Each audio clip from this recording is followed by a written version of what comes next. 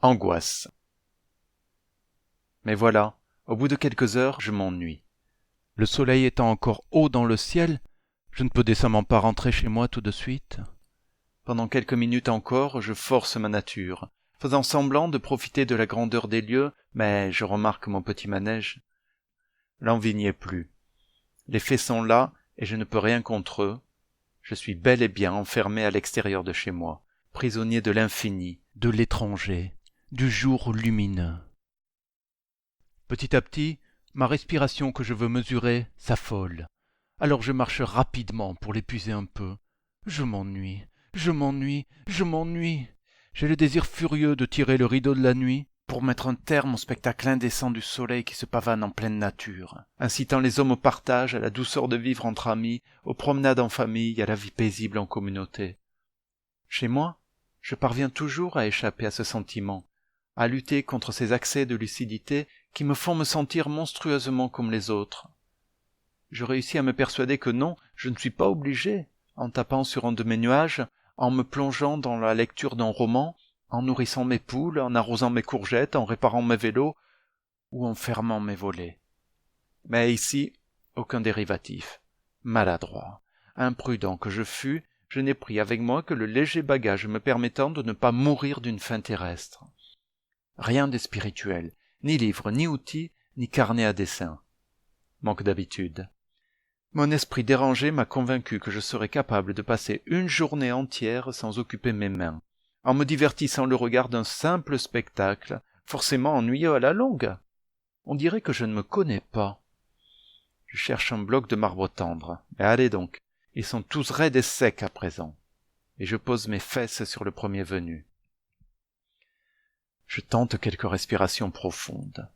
Le calme intérieur, long à venir, s'installe peu à peu. Mon rythme cardiaque devient plus acceptable.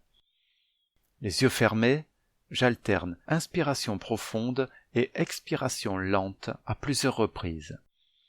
Je fais tout mon possible pour ne penser qu'à ça. Progressivement, le monde se tranquillise autour de moi. Les oiseaux chantent moins fort, les odeurs deviennent moins agressives et au lieu de me surcharger de lourdeurs olfactives, elles me ravissent à nouveau de leurs doux accents méditerranéens. Je suis bien. Je suis à nouveau chez moi, au-dedans.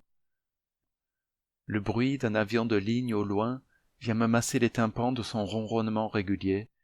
Mes épaules se rabaissent, mes muscles se détendent, mon corps est au calme. Quelques insectes qui bavardent, un souffle de vent qui vient faire parler les feuilles.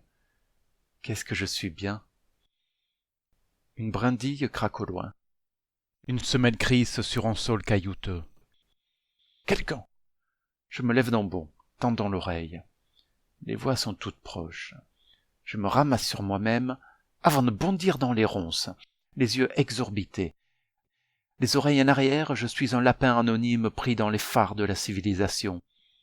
Me déplaçant en position accroupie, je chemine à couvert, puis je me pose derrière un arbre pour tâcher d'apercevoir les intrus. Ça y est, je les distingue. Un couple de personnes âgées, un homme et une femme jeune, 2 enfants. 3 générations de 2 échantillons chacune, en balade digestive. Ils se dirigent vers le front de taille de la carrière de Louis. Mon vélo! La peur panique et irraisonnée qui me saisit donne le départ à mes muscles antérieurs, auxquels je me soumets malgré moi.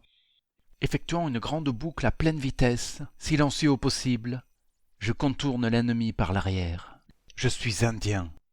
Me déchirant habits, visage, mollets et autres parties apparentes du corps, je parviens au vélo avant l'inquiétante famille. Le prenant à bout de bras, conscient du danger tout proche, je retrace la même courbe en sens inverse, le cœur battant comme celui d'un lézard, prêt à rompre. Je passe à proximité d'un épais buisson derrière lequel je me terre, et je tente de maîtriser le bruit de mon souffle, bouche grande ouverte. De mon impénétrable cache, j'observe autour de moi, ne pouvant saisir que les cris suraigus des bambins. Après quelques minutes, mal à l'aise dans ce buisson de plantes toutes plus épineuses les unes que les autres, incapable de bouger, je piaffe d'impatience et de gêne. Les braillements ininterrompus des enfants commencent à m'agacer. J'en veux aux parents qui les laissent agir de la sorte. N'ont-ils pas d'oreilles? Et ça continue, et ça s'égosille, et ça dure, ça s'éternise. J'ai l'impression d'avoir été condamné à perpétuité au motif d'incapacité à vivre en troupeau. La torture, à base de piqûres végétales et de cris d'enfants, s'ajoute à mon emprisonnement. Le monde est cruel. Les juges qui le peuplent sont à son image. Pour oublier le temps et les hommes, je me force à rentrer dans ma coquille, de façon littérale. J'imagine mon corps gluant d'ennui, mou et vulnérable, offert à l'insipide universel sans aucune défense, obligé de subir les caresses mortelles à caractère conversationnel de l'extérieur, meurtri par les pluies acides de l'injonction de sociabilité, se tortillant dans des flux et reflux pour échapper aux assauts de l'ennemi, tel un intestin arraché à son propriétaire, jeté à terre, continuant son travail de digestion par réflexe avant de s'éteindre complètement. J'imagine ce corps limaçon, aspiré tout entier, anneau, par la carapace de mon crâne, par mon cerveau bien au chaud dans son casque solide d'os. Et petit à petit, mon corps souffre moins. Mes oreilles ne sont plus percées par les cris enfantins, mes yeux qui regardent vers l'intérieur ne sont plus obligés de fournir des efforts colossaux pour résister à la contemplation de la laideur du monde. Je suis devenu invisible, inconsistant, comme un gant tourné et retourné sur lui-même tant de fois qu'il ne forme plus qu'une petite boule compacte, un concentré dense de matière.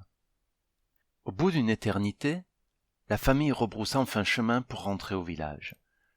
Leur molle conversation aux accents de repas trop riches suinte à 2 pas de mon buisson, plus ardent que jamais. Mon corps oublié retrouve alors un morceau de sa consistance, à l'affût. Je tends l'oreille, flaire la proximité du danger. J'essaie de soulever une paupière, mais mes muscles ne répondent pas, j'en connais la cause. Je ne supporte pas de regarder le visage des gens, ça me perturbe. L'intégralité de leur vie, de leurs sentiments, de leurs bas instincts semble sculptée sur leur face nue et indécemment offerte au reste du monde. Je vois dans les yeux la cruauté des bourreaux, dans la bouche la lâcheté des dénonciateurs. Je vois la démence des violeurs, la mollesse des suiveurs, la bombe nucléaire des penchants pervers en sommeil, prête à exploser à la moindre étincelle. Le corps se couvre par pudeur, le visage, jamais. Ne croyons pas que je sois adepte des pratiques religieuses ordonnant la dissimulation intégrale du corps, visage compris, sous des voiles. Je suis par nature ennemi de l'injonction. Mais mon libre arbitre me souffle plus qu'à son tour de détourner mon regard des visages inconnus, exhibant de façon obscène leurs yeux, leurs orifices buccaux, nasaux et auriculaires. Et je m'en remets à lui. Alors que les voix passent à mes côtés, je serre vélo et paupières, muscles tendus. J'entends les pas de la famille sanguinaire qui s'éloignent et se perdent. Je garde les yeux clos un temps indéterminé, mais à coup sûr très long, jusqu'à ce que les paroles étrangères se soient perdues tout à fait dans la nature depuis longtemps. Je desserre peu à peu mes paupières douloureuses lorsque la luminosité que filtre se fait moins agressive. Le jour décline en effet, et mon corps s'ouvre progressivement à la vie. Au crépuscule achevé, je sors de mon taillis, le corps crispé encore, les membres meurtris de griffures diverses. Je tâte les pneus de ma bicyclette, craignant qu'une épine longue de ce paysage aride n'ait traversé la chambre à air, Mais tout paraît en ordre.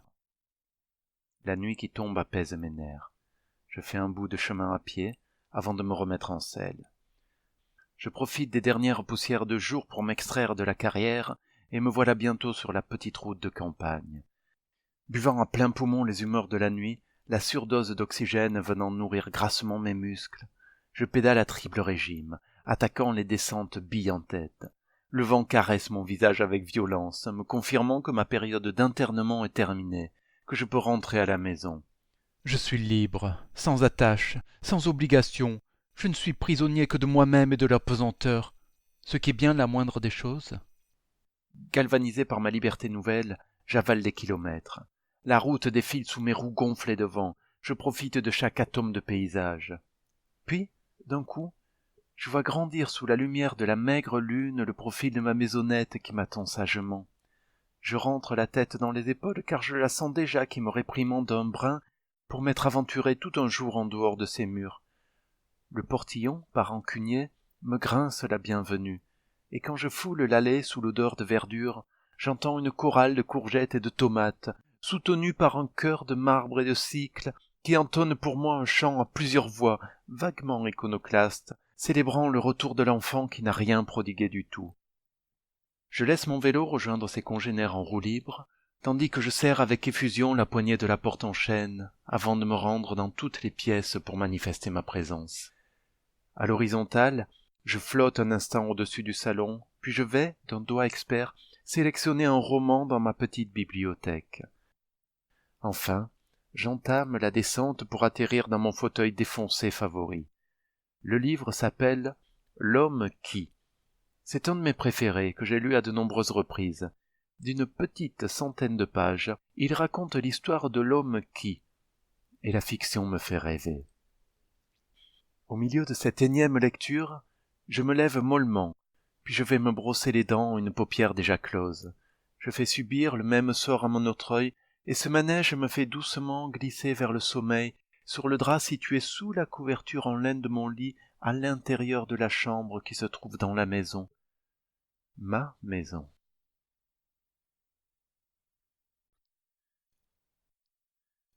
Les romans. Je profite de l'évocation de mon livre de chevet pour m'infiltrer dans la brèche et glisser quelques mots sur ma passion de la lecture. Mes amis Lolek et Danka possèdent une très grande bibliothèque, grâce à laquelle j'étanche depuis longtemps ma soif de romans. C'est Danka, la lectrice du couple. Lolek se méfie de la fiction. Il la combat en se plongeant dans des revues spécialisées ou en suivant les reportages à la télévision. Il est amusant d'avoir pour ami un homme pour qui la réalité a autant de charme. Ne dit-on pas que les contraires s'attirent ? Je l'étonne tout autant qu'il me sidère parfois, quand nous nous racontons nos vies respectives. Il me laisse mes goûts, je lui rends l'appareil. Ce n'est pas facile, car nous sommes deux êtres humains, par essence convaincus d'être chacun dans le vrai, mais nous avons appris avec le temps. C'est donc Danka qui me fait découvrir de nouveaux auteurs. Nous adorons parler de nos lectures à table, pendant que Lolek fait mine de se raser avec le poing. Je souffre de quelques obsessions, dont celle-ci. Quand j'ai beaucoup aimé un roman, j'ai envie de connaître l'œuvre intégrale de son auteur. Tous ses livres, les bons comme les mauvais, car même mes écrivains fétiches ont leurs faiblesses bien que je sois d'une totale mauvaise foi à ce sujet, ainsi que les biographies qu'on lui a consacrées. Je suis déçu parfois. Cette mienne manie met parfois Danka dans l'embarras, car en dépit de l'étendue et de la variété de sa collection, elle ne possède pas tout. Aussi est-elle souvent obligée d'emprunter certains livres à des amis ou à la bibliothèque de la grande ville dont elle a la carte. Je la soupçonne même d'en acheter certains spécialement pour moi.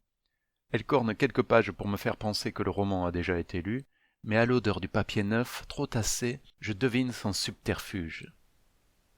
Lolek et Danka sont d'une gentillesse sans pareille avec moi.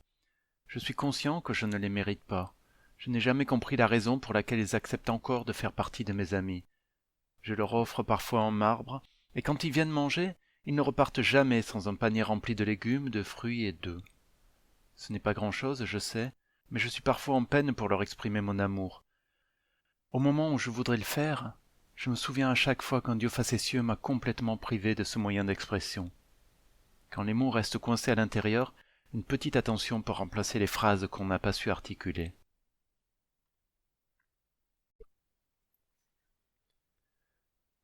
mes rêves.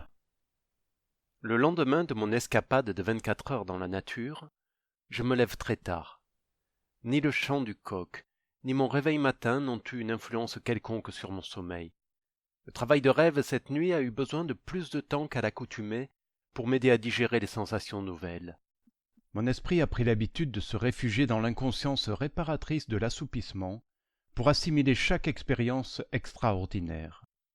Je ne ferai pas ici le récit de mes rêves, non par pudeur, mais par observation de l'effet que ceux-ci produisent en général sur mes interlocuteurs. En effet, et bien que je n'en ai jamais compris la raison, mes amis se sont à l'évidence trouvés admirablement ennuyés les rares fois où je leur ai rapporté avec emphase quelques-unes de mes fictions nocturnes pleines de bizarreries. Bien sûr, il y a des songes inracontables, ceux dont le récit ne doit pas dépasser les limites de la sphère privée, mais la plupart sont d'une drôlerie sans nom. J'aurais adoré que mes amis s'y intéressent quelque peu, qu'ils me fassent à leur tour le récit de leurs rêves et que, pourquoi pas, nous les analysions ensemble. De la psychanalyse de comptoir peut-être, hasardeuse, pourquoi pas fantaisiste, mais qui ne m'en plairait pas moins. On n'est pas tenu d'être rigoureux dans tous nos faits et gestes. Il faut parfois savoir lâcher du lest, et je dis cela aussi pour m'en convaincre. Sans compter que je n'ignore pas que la dissection des songes par les professionnels bardés de diplômes n'est pas plus fiable. Elle reste aléatoire, subjective comme il se doit. Et je parle d'expérience, je le savais bien avant d'avoir atteint ma taille d'adulte. Je me souviens que ces gens-là, censés m'aider, voyaient un amusement dans l'interprétation de mes rêves, un jeu de l'esprit venant égayer leur journée, bien qu'ils eussent toujours conservé un masque de sérieux irréprochable, et j'assure ici que le subjonctif imparfait n'est pas de trop. Quelques séances ont suffi pour que l'enfant que j'étais alors ne soit plus dupe, c'est dire leur discrétion. Mais le passé doit rester à sa place. Aujourd'hui, l'idée d'inverser les rôles avec mes amis me séduirait beaucoup. Je serais enchanté que nous nous mettions tour à tour dans la peau de l'analyste. J'ai donc essayé à plusieurs reprises avec Aimé, Lolek et Danka, et je me suis heurté à chaque fois au même mur de lassitude et de gêne. Bâti de pudeur, de honte. Il ne peut pas s'agir d'un ennui pur jus. Il est des sujets bien plus inintéressants qui n'ont pas peur de revenir sur la table. Non. Il se cache quelque chose derrière tout ça, quelque chose qui ne dit pas son nom, qui agit comme un frein pour que rien ne soit dit de notre propre vie nocturne. Et si l'on ne fait pas déballage de la nôtre, alors que penser de celle de l'autre? Pourquoi diable nous forcerait-on à rentrer dans son intimité dérangeante? Ou alors, le récit des rêves rendrait-il jaloux ceux qui n'en ont pas? En tout cas, je m'aime trop pour ne pas avoir le désir permanent d'être un autre. Je veux pour toujours m'échapper par les rêves, vivre à travers eux d'autres vies plus passionnantes, moins conformistes, Différentes en un mot, et variées. Mes escapades oniriques sont là pour m'aider à supporter la petitesse de ma vie, à continuer à la mener sans culpabilité puisque de toute façon, j'en expérimente d'autres la nuit.